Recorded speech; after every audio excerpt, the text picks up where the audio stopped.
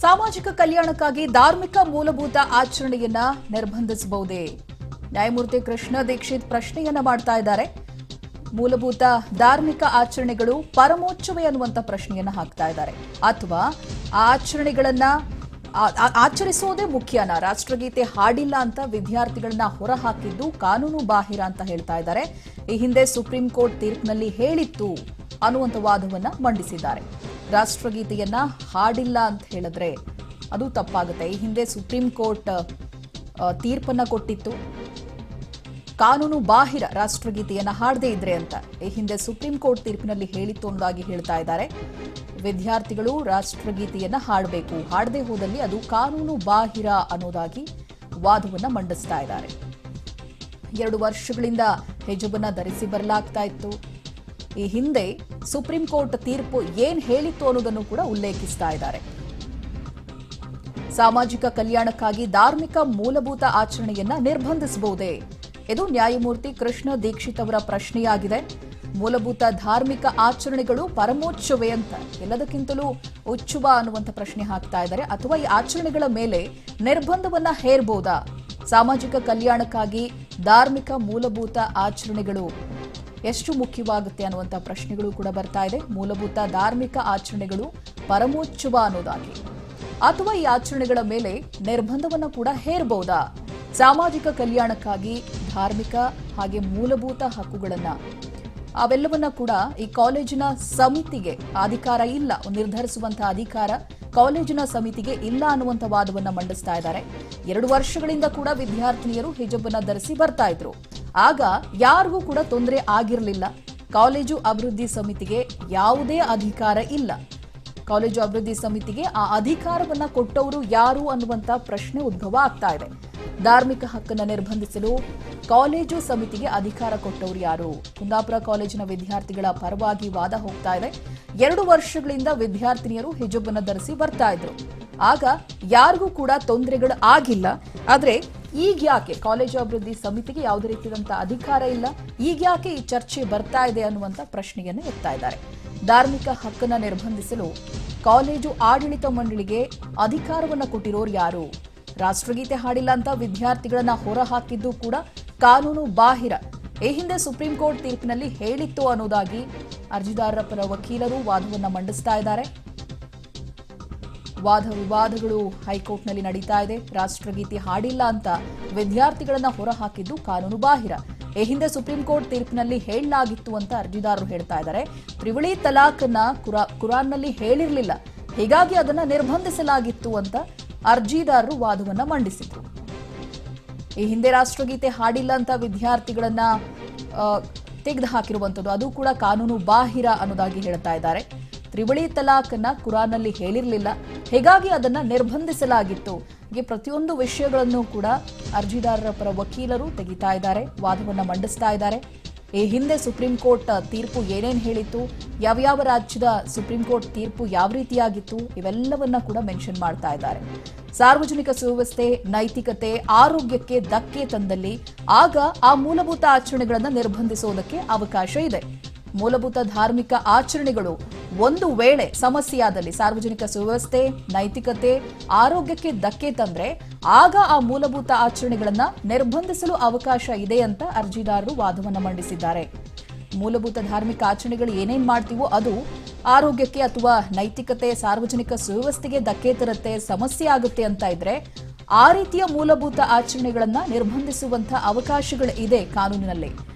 ಆದ್ರೆ ಕೆಲವೊಂದಷ್ಟು ಈ ಹಿಂದಿನ ಘಟನೆಗಳನ್ನು ಕೂಡ ರಿವೀಲ್ ಮಾಡುವಂತ ಕೆಲಸಗಳಾಗ್ತಾ ಇದೆ ಸುಪ್ರೀಂ ಕೋರ್ಟ್ನಲ್ಲಿ. ಅರ್ಜಿದಾರರ ಪರ ವಕೀಲರು ವಾದವನ್ನ ಮಂಡಿಸ್ತಾ ಇದ್ದಾರೆ. ತ್ರಿವಳಿ ತಲಾಖನ್ನ ಕುರಾನ್ನಲ್ಲಿ ಹೇಳಿರಲಿಲ್ಲ, ಹೀಗಾಗಿ ಅದನ್ನ ನಿರ್ಬಂಧಿಸಲಾಗಿತ್ತು ಅನ್ನೋದು ಅರ್ಜಿದಾರರ ವಾದ. ಕುರಾನ್ನಲ್ಲಿ ಹೇಳಿದ್ದೆಲ್ಲವೂ ಮೂಲಭೂತ ಆಚರಣೆಗಳ ಅನ್ನೋದಾಗಿ ನ್ಯಾಯಮೂರ್ತಿಗಳು ಪ್ರಶ್ನೆಯನ್ನ ಹಾಕ್ತಾ ಇದ್ದಾರೆ. ರಾಷ್ಟ್ರಗೀತೆ ಹಾಡಿಲ್ಲ ಅನ್ನೋದು ಹಾಗೆ ಆ ಕಾರಣಕ್ಕೆ ವಿದ್ಯಾರ್ಥಿಗಳನ್ನ ಹೊರಹಾಕಿದ್ದು ಕೂಡ ಕಾನೂನು ಬಾಹಿರ. ಈ ಹಿಂದೆ ಸುಪ್ರೀಂ ತೀರ್ಪಿನಲ್ಲಿ ಹೇಳಿತ್ತು. ಅದರ ಜೊತೆಗೆ ತ್ರಿವಳಿ ತಲಾಖ್ ಕೂಡ ಕುರಾನ್ನಲ್ಲಿ ಹೇಳಿರಲಿಲ್ಲ, ಹೀಗಾಗಿ ಅದನ್ನ ನಿರ್ಬಂಧಿಸಲಾಗಿತ್ತು ಅನ್ನೋದು ಅರ್ಜಿದಾರರ ವಾದ. ಆದರೆ ಕುರಾನ್ನಲ್ಲಿ ಹೇಳಿದ್ದೆಲ್ಲವೂ ಮೂಲಭೂತ ಆಚರಣೆಯ ಅನ್ನುವಂಥ ಪ್ರಶ್ನೆ ಹುಡ್ತಾ ಇದೆ. ಮುಸ್ಲಿಂ ಕಾನೂನುಗಳಿಗೆ ಕುರಾನ್ ಮೂಲ ಅಂತ ವಿದ್ವಾಂಸರು ಹೇಳ್ತಾ ಇದ್ದಾರೆ ಅನ್ನುವಂಥ ವಾದ ಕೂಡ ಬಂತು. ಈ ಹಿಂದೆ ಸುಪ್ರೀಂ ಕೋರ್ಟ್ ತೀರ್ಪಿನಲ್ಲಿ ಏನು ಉಲ್ಲೇಖ ಮಾಡಿತು ಅನ್ನೋದನ್ನು ಕೂಡ ಅರ್ಜಿದಾರರು ನೆನಪು ಮಾಡುವಂತ ಕೆಲಸ ಮಾಡಿದ್ರು. ತ್ರಿವಳಿ ತಲಾಖನ್ನ ಕುರಾನ್ನಲ್ಲಿ ಹೇಳಿರಲಿಲ್ಲ, ಹಾಗಾಗಿ ಅದನ್ನ ನಿರ್ಬಂಧ ಮಾಡಲಾಗಿತ್ತು. ಕುರಾನ್ನಲ್ಲಿ ಹೇಳಿದ್ದೆಲ್ಲವೂ ಮೂಲಭೂತ ಆಚರಣೆಗಳ ಅಂತ ನ್ಯಾಯಮೂರ್ತಿ ದೀಕ್ಷಿತ್ ಅವರು ಪ್ರಶ್ನೆಯನ್ನ ಹಾಕ್ತಾ ಇದ್ದಾರೆ. ಮುಸ್ಲಿಂ ಕಾನೂನುಗಳಿಗೆ ಕುರಾನ್ ಮೂಲ ಅನ್ನೋದಾಗಿ ವಿದ್ವಾಂಸರು ಹೇಳಿದ್ದಾರೆ ಅನ್ನೋದಾಗಿ ಪ್ರತಿವಾದ ಬರ್ತಾ ಇದೆ.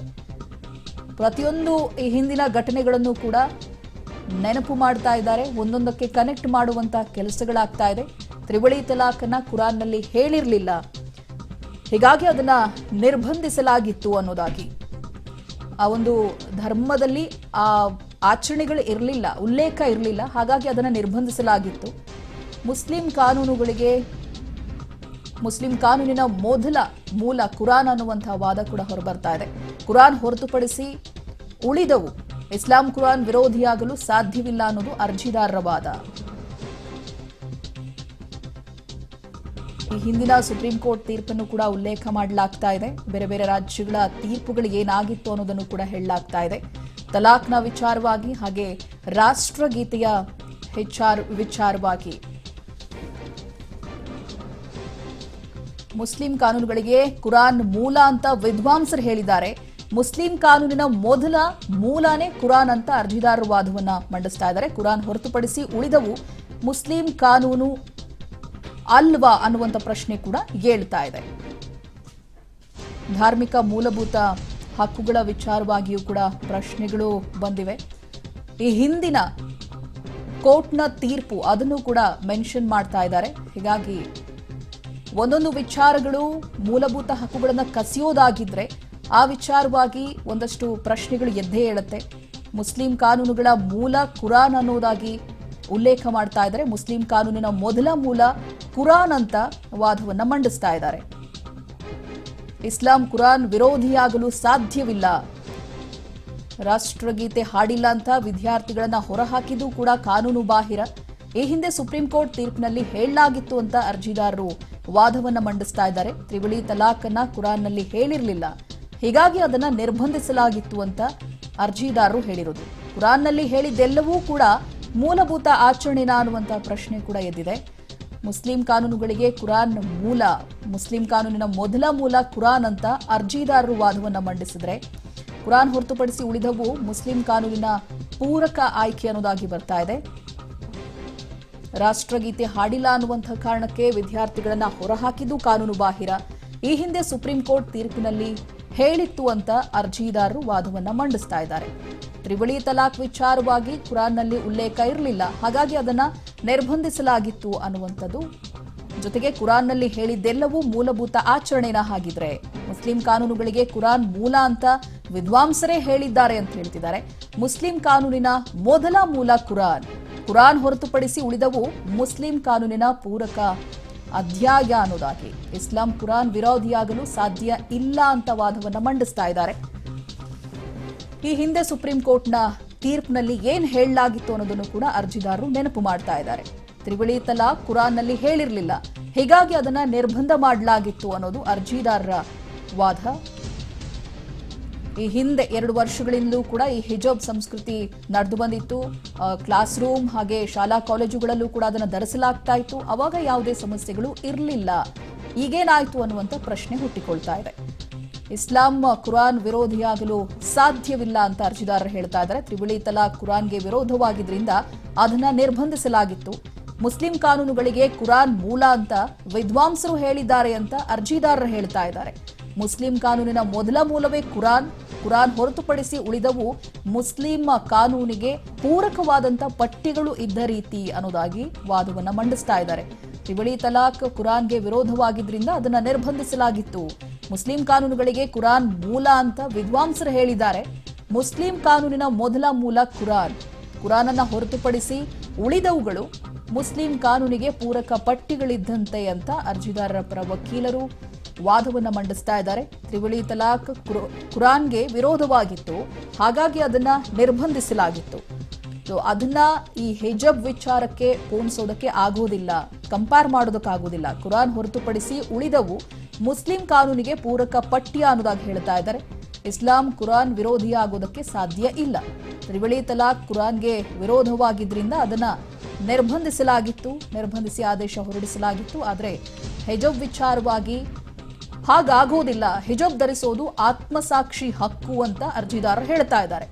ನನ್ನ ಧಾರ್ಮಿಕ ಹಕ್ಕನ್ನು ರಕ್ಷಿಸೋದು ಸರ್ಕಾರದ ಕರ್ತವ್ಯ, ಹಿಜಾಬ್ ಧರಿಸೋದು ಆತ್ಮಸಾಕ್ಷಿಯ ಹಕ್ಕು, ನನ್ನ ಧಾರ್ಮಿಕ ಹಕ್ಕನ್ನು ರಕ್ಷಿಸೋದು ಸರ್ಕಾರದ ಕರ್ತವ್ಯ ಅನ್ನೋದಾಗಿ ಅರ್ಜಿದಾರರು ಹೇಳ್ತಾ ಇದ್ದಾರೆ. ಈಗ ಮೂಲಭೂತ ಹಕ್ಕು ಹೋಗಿ ಆತ್ಮಸಾಕ್ಷಿಯ ಹಕ್ಕು ಅಂತ ವಾದವನ್ನ ಮಂಡಿಸ್ತಾ ಇದ್ದಾರೆ. ಆ ಧಾರ್ಮಿಕ ಹಕ್ಕನ್ನ ಉಳಿಸ್ಕೊಡಿ ಅನ್ನೋದಾಗಿ ಮನವಿಯನ್ನ ಮಾಡ್ಕೊಂಡಿದ್ದಾರೆ. ಹಿಜಾಬ್ ಧರಿಸೋದು ಆತ್ಮಸಾಕ್ಷಿಯ ಹಕ್ಕು, ನನ್ನ ಧಾರ್ಮಿಕ ಹಕ್ಕನ್ನು ರಕ್ಷಿಸೋದು ಸರ್ಕಾರದ ಕರ್ತವ್ಯ ಆಗಿದೆ. ಹಿಜಾಬ್ಗೆ ಧಾರ್ಮಿಕ ರಕ್ಷಣೆ ಇಲ್ಲ, ಹಿಜಾಬ್ ಧರಿಸೋದು ಆತ್ಮಸಾಕ್ಷಿಯ ಹಕ್ಕು, ಧಾರ್ಮಿಕ ಹಕ್ಕನ್ನು ರಕ್ಷಿಸೋದು ಸರ್ಕಾರದ ಕರ್ತವ್ಯ, ಹಿಜಾಬ್ಗೆ ಧಾರ್ಮಿಕ ರಕ್ಷಣೆ ಇಲ್ಲ ಎಂಬ ಸರ್ಕಾರದ ಆದೇಶ ಕಾನೂನು ಬಾಹಿರ ಅನ್ನೋದಾಗಿ ಹೇಳ್ತಾ ಇದ್ದಾರೆ. ಹಿಜಾಬ್ ಧಾರಣೆ ಮಾಡೋದು ಆತ್ಮಸಾಕ್ಷಿಯ ಹಕ್ಕದು, ಆ ಹಕ್ಕನ್ನ ಸರ್ಕಾರ ಉಳಿಸ್ಕೊಳ್ಬೇಕು, ಒದಗಿಸಬೇಕು, ಅದು ಸರ್ಕಾರದ ಕರ್ತವ್ಯ. ಇಲ್ಲಿ ಹಿಜಾಬ್ ಧರಿಸೋದೇ ಆತ್ಮಸಾಕ್ಷಿಯ ಹಕ್ಕು ಅಂತ ಅರ್ಜಿದಾರರ ಪರ ವಕೀಲರು ವಾದವನ್ನ ಮಂಡಿಸ್ತಾ ಇದ್ದಾರೆ. ಹಿಜಾಬ್ ಧಾರ್ಮಿಕ ರಕ್ಷಣೆ ಇಲ್ಲ ಅನ್ನುವಂಥ ಸರ್ಕಾರದ ಆದೇಶ ಕಾನೂನು ಬಾಹಿರ, ಕಾಲೇಜ್ ಸಮಿತಿಗೆ ನಿರ್ಧಾರ ಕೈಗೊಳ್ಳುವಂತ ಹಕ್ಕು ಕೊಟ್ಟಿರೋದು ಸರ್ಕಾರ ತನ್ನ ಕರ್ತವ್ಯದಿಂದ ಪಲಾಯನ ಮಾಡದಂತೆ ಅಂತ ಅರ್ಜಿದಾರರು ಹೇಳ್ತಾ ಇದ್ದಾರೆ. ಹಿಜಾಬ್ ವಿಚಾರವಾಗಿ ಕಾಲೇಜು ಆಡಳಿತ ಮಂಡಳಿಗೆ ಅಧಿಕಾರನ ವಹಿಸ್ತಾ ಇರೋದು ಸರ್ಕಾರ ತನ್ನ ಜವಾಬ್ದಾರಿಯಿಂದ ಹಿಂದೆ ಸರಿದಂತೆ, ನುಣುಚಿಕೊಂಡಂತೆ ಅನ್ನುವಂಥ ವಾದವನ್ನ ಅರ್ಜಿದಾರರ ಪರ ವಕೀಲರು ಮಂಡಿಸ್ತಾ ಇದ್ದಾರೆ. ಸರ್ಕಾರ ತನ್ನ ಕರ್ತವ್ಯದಿಂದ ಪಲಾಯನ ಮಾಡಿದಂತೆ ಈ ಹಿಜಾಬ್ ವಿಚಾರವಾಗಿ ಏನ್ ನಿರ್ಧಾರ ತೆಗೆದುಕೊಳ್ತಿರೋ ತಗೊಳ್ಳಿ ಅಂತ ಕಾಲೇಜು ಆಡಳಿತ ಮಂಡಳಿಗೆ ಅಧಿಕಾರವನ್ನ ಕೊಟ್ಟು ಬಿಡೋದು ಸರ್ಕಾರ ತನ್ನ ಕರ್ತವ್ಯದಿಂದ ಹಿಂದೆ ಸರಿದ ರೀತಿ ಆಗುತ್ತೆ.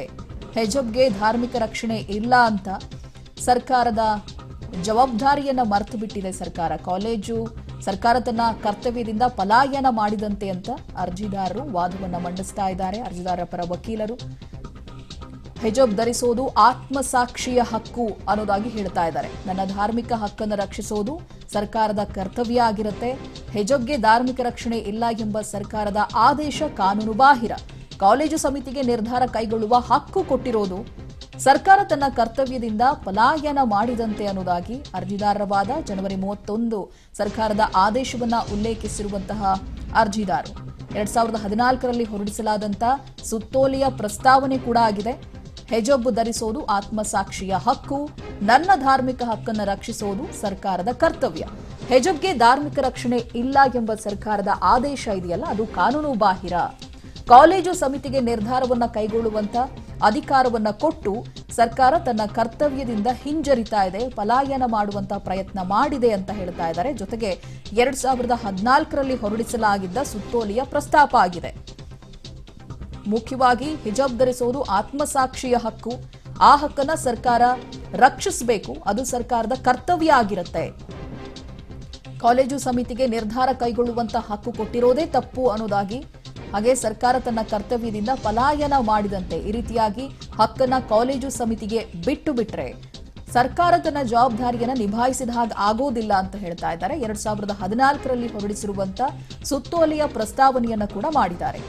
ನನ್ನ ಧಾರ್ಮಿಕ ಹಕ್ಕನ್ನು ರಕ್ಷಿಸೋದು ಸರ್ಕಾರದ ಕರ್ತವ್ಯ ಆಗಿರುತ್ತೆ, ಹಿಜಾಬ್ಗೆ ಧಾರ್ಮಿಕ ರಕ್ಷಣೆ ಇಲ್ಲ ಎಂಬ ಸರ್ಕಾರದ ಆದೇಶ ಏನಿದೆ ಅದು ಕಾನೂನು ಬಾಹಿರ, ಕಾಲೇಜು ಸಮಿತಿಗೆ ಯಾವುದೇ ರೀತಿಯಾದಂತ ಹಕ್ಕನ್ನ ಕೊಡಬಾರ್ದಿತ್ತು, ಕೊಡೋ ಮೂಲಕ ಸರ್ಕಾರ ತನ್ನ ಕರ್ತವ್ಯದಿಂದ ಪಲಾಯನ ಮಾಡದಂತಾಗಿದೆ. ಜನವರಿ 31ರ ಸರ್ಕಾರದ ಆದೇಶವನ್ನ ಉಲ್ಲೇಖಿಸಿದ್ದಾರೆ. ಹಾಗೆ 14ರಲ್ಲಿ ಹೊರಡಿಸಲಾದ ಸುತ್ತೋಲೆಯ ಪ್ರಸ್ತಾಪ ಕೂಡ ಆಗಿದೆ. 2014ರಲ್ಲಿ ಕಾಲೇಜು ಅಭಿವೃದ್ಧಿ ಸಮಿತಿಗೆ ಅಧಿಕಾರವನ್ನ ಕೊಡೋದು ಸರ್ಕಾರ ಯಾವ ರೀತಿಯಾಗಿ ತನ್ನ ಕರ್ತವ್ಯದಿಂದ ಹಿಂದೆ ಸರಿದಿದೆ, ಜವಾಬ್ದಾರಿಯಿಂದ ಹಿಂದೆ ಸರಿದಿದೆ ಅನ್ನೋದನ್ನ ತೋರಿಸುತ್ತೆ ಅನ್ನೋದಾಗಿ ಅರ್ಜಿದಾರರ ಪರ ವಕೀಲರು ವಾದವನ್ನ ಮಂಡಿಸ್ತಾ ಇದ್ದಾರೆ. ಕಾಲೇಜು ಸಮಿತಿಗೆ ನಿರ್ಧಾರವನ್ನ ಕೈಗೊಳ್ಳುವಂತ ಹಕ್ಕು ನೀಡಬಾರದು, ಈ ರೀತಿ ಮಾಡಿದ್ರೆ ಸರ್ಕಾರ ತನ್ನ ಕರ್ತವ್ಯದಿಂದ ಹಿಂದೆ ಸರಿದಾಗೆ ಜನವರಿ 31ರ ಸರ್ಕಾರದ ಆದೇಶವನ್ನ ಉಲ್ಲೇಖಿಸಿದ್ದಾರೆ. ಜೊತೆಗೆ 2014ರಲ್ಲಿ ಹೊರಡಿಸಲಾದ ಸುತ್ತೋಲೆಯನ್ನು ಕೂಡ ಪ್ರಸ್ತಾಪಿಸಲಾಗಿದೆ.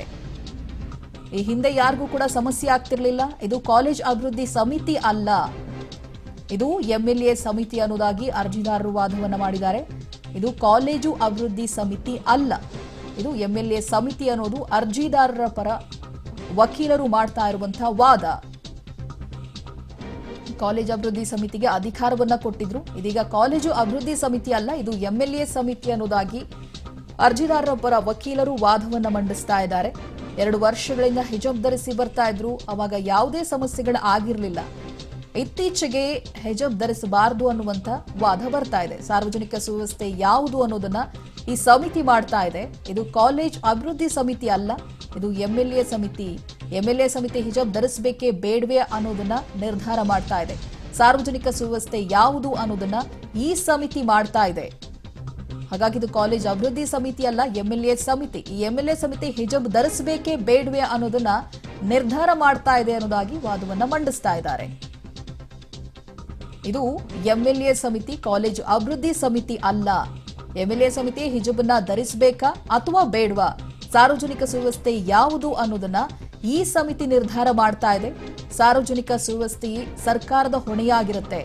ಆತ್ಮಸಾಕ್ಷಿಯ ಹಕ್ಕನ್ನ ಸಾರ್ವಜನಿಕ ಸುವ್ಯವಸ್ಥೆಯ ಕಾರಣಕ್ಕೋಸ್ಕರ ಹೆಂಜರಿಯೋದು, ಹಿಂದೆ ಜರಿಯೋದು ಅಥವಾ ಪಲಾಯನ ಮಾಡೋದು ಸರಿಯಲ್ಲ. ತನ್ನ ಜವಾಬ್ದಾರಿಯಿಂದ ಸರ್ಕಾರ ಹಿಂದೆ ಸರಿಬಾರದು. ಸಾರ್ವಜನಿಕ ಸುವ್ಯವಸ್ಥೆ ಸರ್ಕಾರದ ಹೊಣೆಯಾಗಿರುತ್ತೆ. ಆತ್ಮಸಾಕ್ಷಿಯ ಹಕ್ಕನ್ನ ಸಾರ್ವಜನಿಕ ಸುವ್ಯವಸ್ಥೆಯ ಕಾರಣಕ್ಕೋಸ್ಕರ ನಿರ್ಬಂಧಿಸಲಾಗಿದೆ. ಆದರೆ ಆ ಸಾರ್ವಜನಿಕ ಸುವ್ಯವಸ್ಥೆಯನ್ನ ನಿರ್ಧಾರ ಮಾಡ್ತಿರೋದು ಈ ಸಮಿತಿ ಅಂತ ಅರ್ಜಿದಾರರ ಪರ ವಕೀಲ ವಾದವನ್ನ ಮಾಡ್ತಾ ಇದ್ದಾರೆ ವಕೀಲರು. ಎಂಎಲ್ಎ ಸಮಿತಿ ಹಿಜಾಬ್ ಧರಿಸಬೇಕಾ ಬೇಡವಾ ಅನ್ನುವಂತ ನಿರ್ಧಾರವನ್ನ ಮಾಡುತ್ತೆ. ಸಾರ್ವಜನಿಕ ಸುವ್ಯವಸ್ಥೆಯ ಹೊಣೆ ಇರೋದು ಸರ್ಕಾರಕ್ಕೆ. ಆತ್ಮಸಾಕ್ಷಿಯ ಹಕ್ಕನ್ನ ಸಾರ್ವಜನಿಕ ಸುವ್ಯವಸ್ಥೆಯ ಕಾರಣಕ್ಕೋಸ್ಕರ ನಿರ್ಬಂಧಿಸಲಾಗಿದೆ. ಆದರೆ ಆ ಸಾರ್ವಜನಿಕ ಸುವ್ಯವಸ್ಥೆಯನ್ನ ನಿರ್ಧಾರ ಮಾಡಿರೋದು ಈ ಸಮಿತಿ.